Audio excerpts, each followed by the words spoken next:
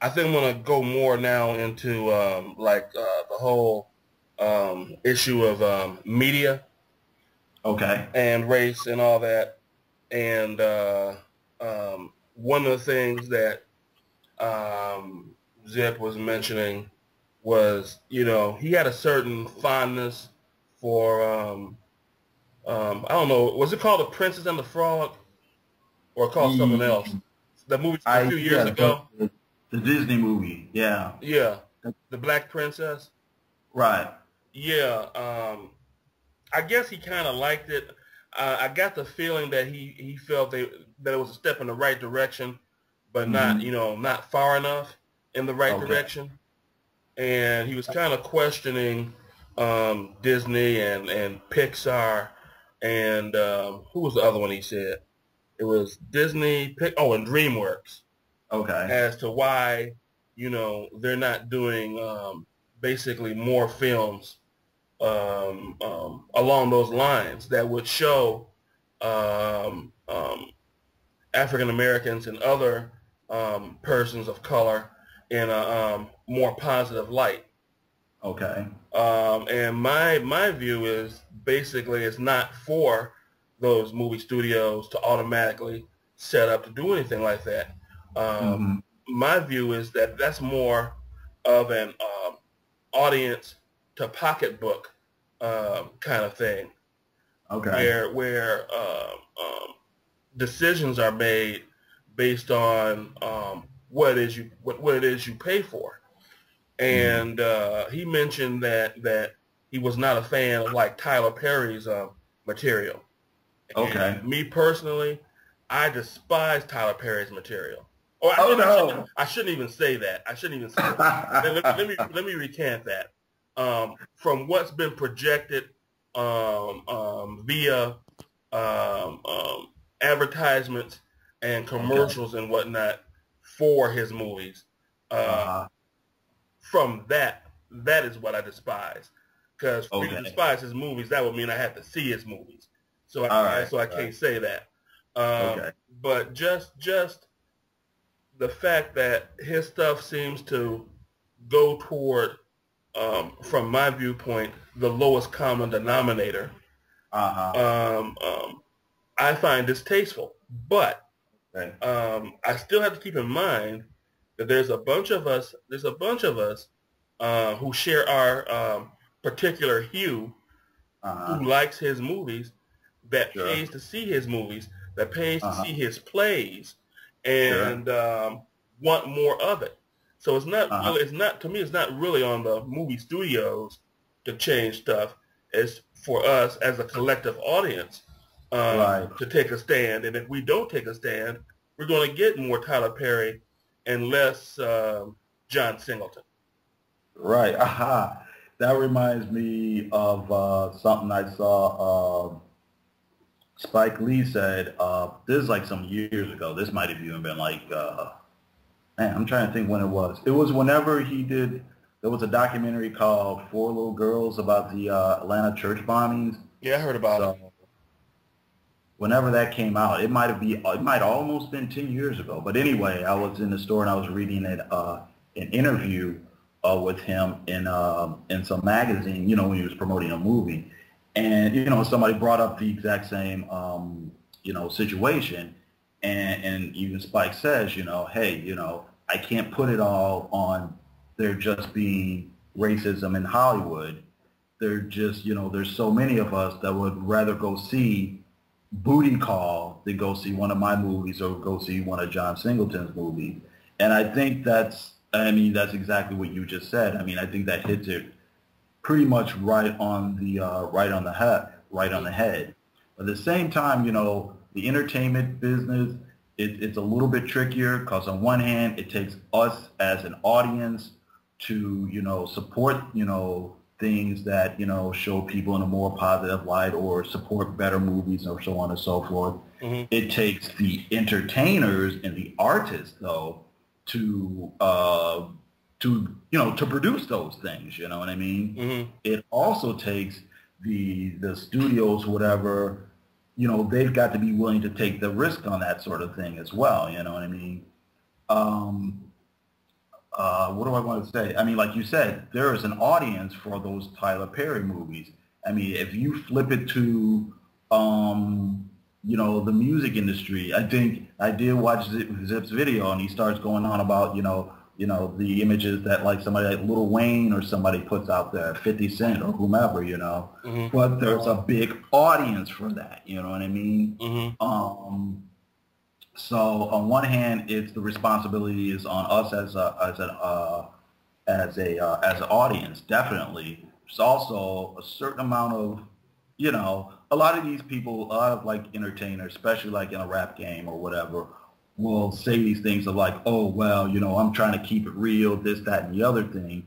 But when they're challenged in an intelligent interview, like, well, yeah, you're talking about the hood, but lots of other things go in the hood. It's not about hanging out on a corner. It's not all about bitches and hoes, Mm-hmm. Even if you go to like the worst areas and the worst urban slums or whatever, there's still people who go to church. There's still people who go to work. There's still people, raising their family or raising their kids or trying to do something intellectual. Why aren't you singing about that, And a lot of these guys will break down and say, well, I could, but I know I can make money with, bitches and hoes and fast cars. You know what I mean? Mm-hmm. And that's one thing, you know what I mean? But yeah, I also think it's not the studio or the big company's responsibility to, oh, what can I do to put more positive images out there, or what can I do to make things more politically correct? But I would like to see, and I'm not super down on like the big studios as far as like movie and TV are concerned, but I think they should be open to the idea that, yeah, just like 50 Cent can sell or Little Kim can sell, Luther Vandross can sell as well.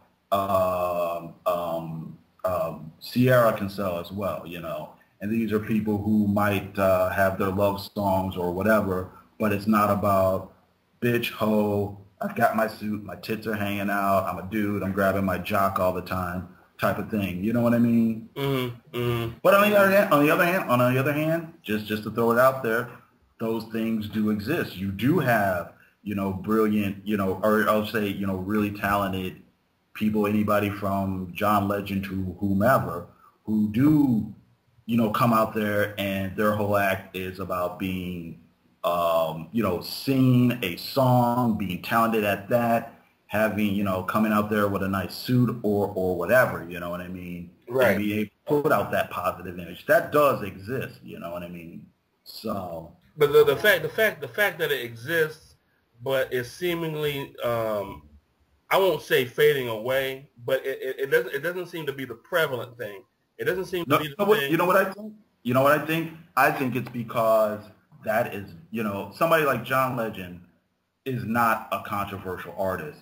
Somebody like 50 Cent is, So while John Legend may, I don't know what his sales are or whatever, but I know he's obviously successful. I know he's making money. But, the fact that, let's say in theory, they make the same amount of money, right? The fact of the matter is, because he's not controversial, he's not going to get as much media play. He's not going to get as much talk about him. People aren't chatting on and on and on about John Legend on the internet the way they will about 50 Cent, Mm-hmm. 50 Cent got shot, 9 times in the mouth. 50 Cent's wearing a bulletproof vest on stage. 50 Cent has got, bitches and hoes, and he's drinking Cavassier, and he's partying with Paris Hilton. You know what I mean? Mm-hmm. All that stuff, that's just good stories, If Mm-hmm. you're a journalist or whatever, you're going to write about that. I mean, and that's going to get more traction because, let's face it, we here in the audience gravitate towards stories like that. You know what I mean? Mm-hmm. So, I mean, I don't think sophisticated songwriting is dying off. I don't think, black people who have positive images are dying off. It's just that negative images, or we'll say controversial, provocative images, just get so much more play. It gets just so much more talk about it. You know what I mean? Well, yeah, that's kind of in a way what I'm saying. It's that the negative stuff is receiving so much more of the spotlight. Mm. Where you have someone like John Legend, who personally I'm not a fan of, but you know, I liked his debut song, his debut Uh, single, and all that, and I recognize him as a significant talent. right. Um, I just picked him as somebody who is just has more of a positive image, and most of that image is based on him being relatively clean cut and being able to sing and write, as opposed to him partying somewhere or getting shot somewhere or bitches and hoes. I just that's why I picked him. He was the first person that came to mind of that ilk. You know what I mean? yeah, yeah, and you know, even looking back in the day, you know, my favorite musician, Prince, Hmm. um, um, as he was coming up, you know, he got a lot of attention, probably even before hit singles started racking up for him. Uh-huh. Because just because he was the guy that came out with the trench coat and the bikini And briefs and leg the warmers, and did the his thigh cross. high boots. No, wait, Yeah, wait. They were like the high heeled thigh high boots. yeah, yeah. I'll be honest. The guy, the I'll be guy. honest. Well, Oh, the fourth album was called Controversy. right, right. So he knew how to. He basically knew how to market himself.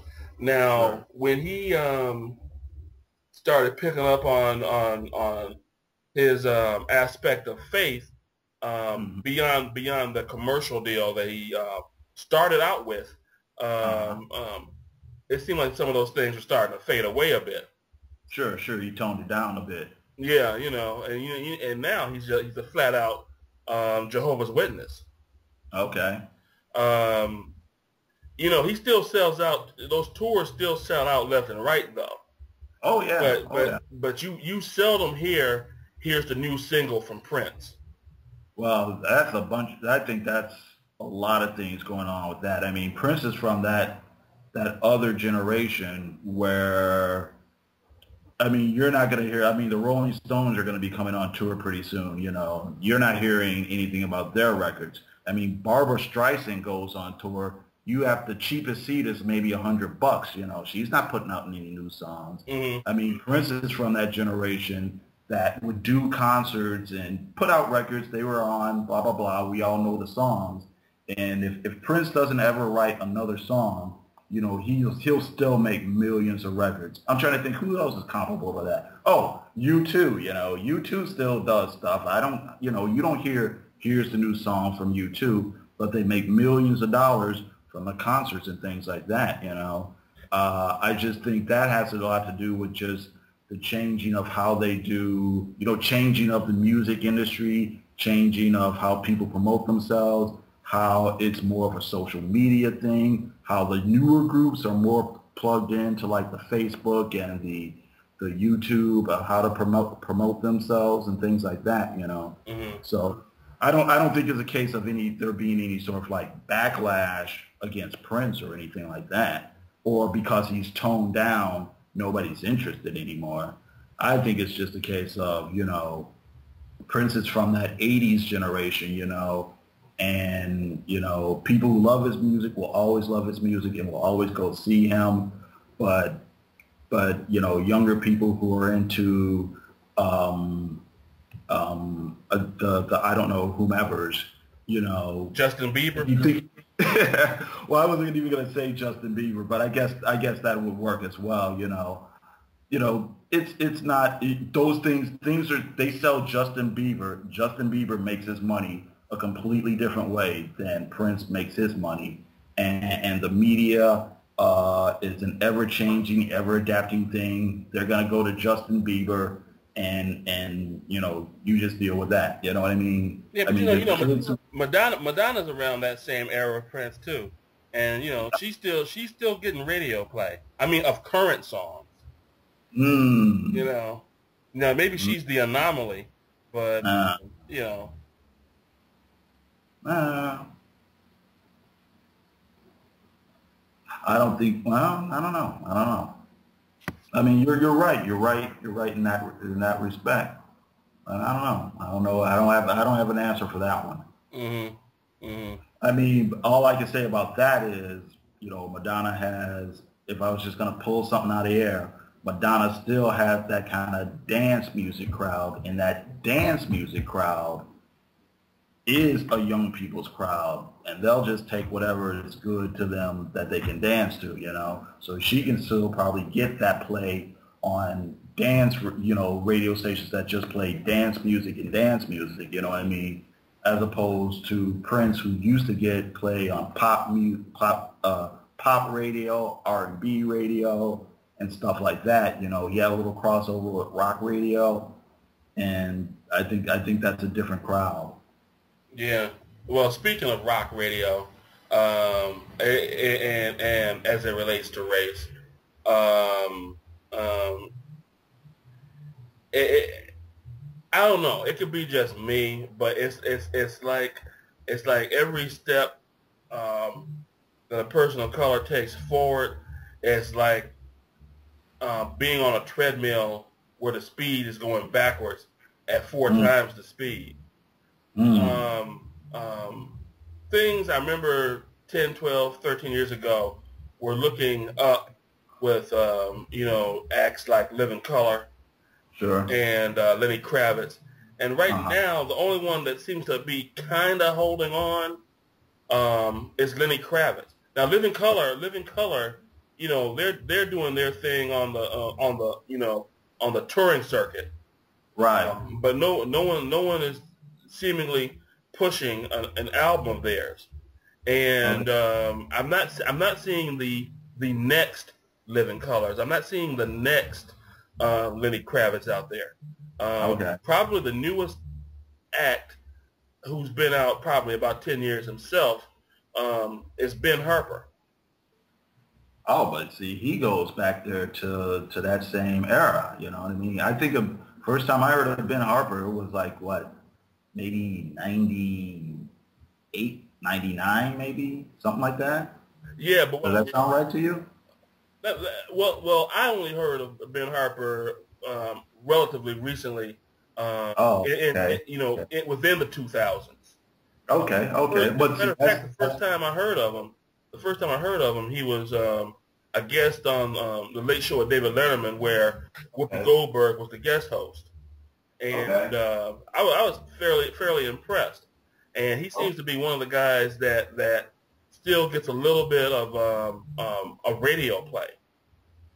You know, Fishbone is someone I've heard of for a long time that I almost never hear him on the radio, and the only time I hear him usually is if I click on him on YouTube. Okay. You know. Yeah. Fishbone goes way back, you know. But I mean, I think that's another thing with the whole changing landscape, you know what I mean? I think, you know, sure, there are people who like rock music and who like hard rock music and who always like it. I think that goes back to the whole thing with, you know, people who are making their bones out on the touring circuit, but, you know, maybe not getting a lot of airplay. I don't know if you're getting a whole lot of that whole hard rock sound being hyped, you know, the way it would have been, you know, back in the 90s or whatever, you know. But even if it's but even if it's not the hard rock sound, just rock in general, whichever vibe it goes to, you can pretty much assume that there's a few of us in each little part of that tapestry that makes it rock and roll. And, sure. No, I understand that, but I'm saying just that genre, I don't think it's getting a lot of play. You know what I mean? Mm-hmm. I mean, who would you say is the next? I mean, even let's talk about white artists. Who would be the next? I don't know, Nirvana or something like that, or the next Judas Priest or whatever. I mean, I don't think, or even the next Bruce Springsteen. You know what I mean? I don't think that genre of music, as broad as it is, gets as much play these days, you know, as it did a few years back. You know, the only person I can think of that comes to mind, just because I hear it at my job, which is a whole nother crazy thing, is like, you know, John Mayer. You know, he's a guy you could probably consider a rock guitarist, but the style of rock he plays is so kind of middle of the road, kind of soft rock, that it's something that's that's, you know, literally on the, you know, it's that what they used to call soccer mom rock. You know what I mean? Yeah, I think more people would see him as closer to essentially being top 40. Right, right. You know what I And mean? but the thing is, he is a talented guitarist.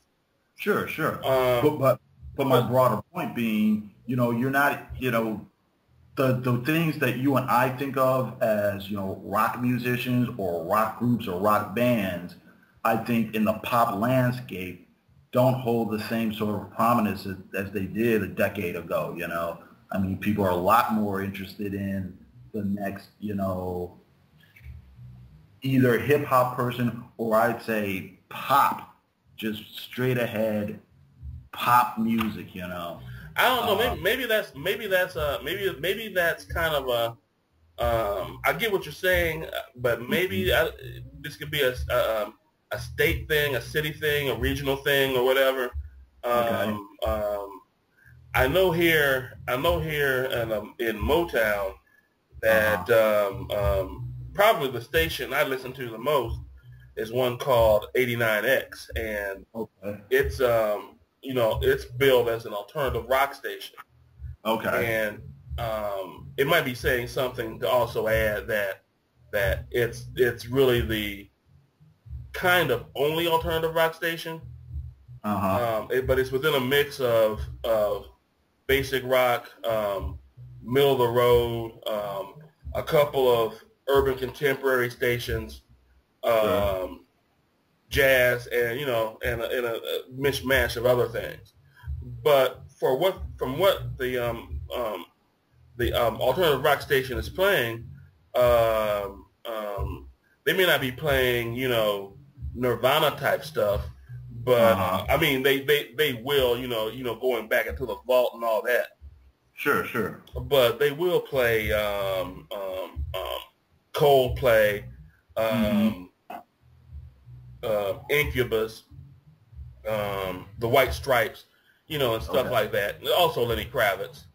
Okay. Um, Okay. so you know, I think it's just See here. in sticking with um, um, um, musicians of color, Uh-huh. just not getting their due. You know, I'm still keeping in mind that, you know, it's hard for um, um, a rock act of any color Mm-hmm. to get over. So I can Okay. only imagine how much that's compounded if you're ethnically different. Oh, sure. But at the same Uh, time, in the year 2011, the mhm. fact that we're not even near 10%, I think is galling. Hmm. Well, let me ask you this then. How do you feel about the fact that, you know, you're talking about how, you know, there are, you know, black rock musicians out there. You know, you can go back to how, you know, black people in America pretty much, you know, invented rock and roll. Yeah. How do you feel about the idea that there are a lot of people who are maybe, you know, African American who might be younger people who don't even know that history, you know? Um, you know, they might not even know about, you know, before there was Lenny Kravitz, and they might dismiss him as like a weirdo or an oddball, and we could talk about that.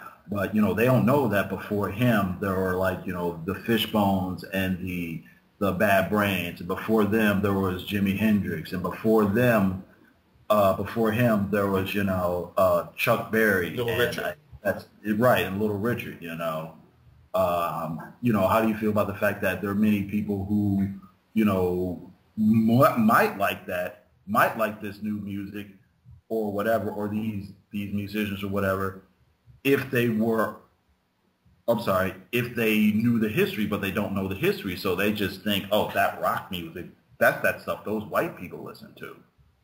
Yeah.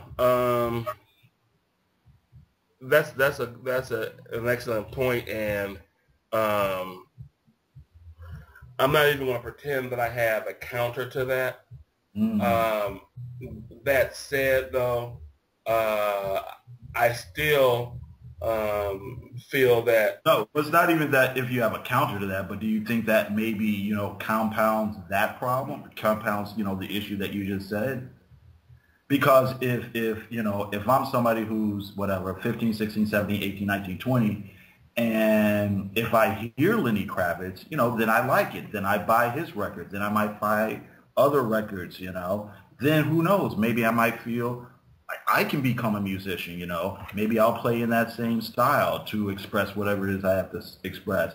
And then maybe now I'm another person who can make up that 10%, you know what I mean? Mm-hmm. But if I don't know that it's even possible, I might not even consider it, Right. Lenny doesn't sell records, Ben Harper doesn't sell records, they may or may not give up on the music biz or end up doing stuff behind the scenes. And then that next generation just never even gets inspired because they don't even think that it's possible because they don't even see it, you know what I mean? Right. Yeah. Yeah. I don't. I really don't know. I just think that with the amount of talent that's out there, Mm-hmm. that's getting the most minute a bit of attention, if that much, is just really just a shame. Mm-hmm. And with what you were saying, I definitely believe that can be a factor in terms Yeah. of many of us of a younger generation that are not studied upon what has come before them. Sure. Certainly that's at the same time, that's still not necessarily to say, not necessarily a given that had they the knowledge that they would want to do it either. They might take the tone of, yeah, well, okay, I understand that this is what was done in this decade and this is what was done in that decade. I don't even want to touch that. Uh-huh. I mean, Right. it really could go either way. But I'm hoping that with artists, like Prince and artists like Andre 3000, who kind of have their feet almost on both sides of the track in a way. Uh-huh. They can hopefully elevate other younger musicians that doing something one way isn't the only way. And Right. In particular with Andre 3000, because the Love Below half of the double CD Outcast album, I thought Mm-hmm. was brilliant, Okay. because even though he's technically labeled hip hop, Mm-hmm. the music is so expansive Okay. that although there's hip hop elements in it, Sure. there's just so much more Right. to it than that. Now, Big Boy, I was he I was was gonna say just electric. straight up hip hop, Right. Right. but Andre, he's one of these guys. Whether he makes it or not, I don't know. But he's one of these guys that I kind of see as an heir apparent to Prince. Okay. And there's no telling what kind of influence he could bring if he so chooses to go solo, or even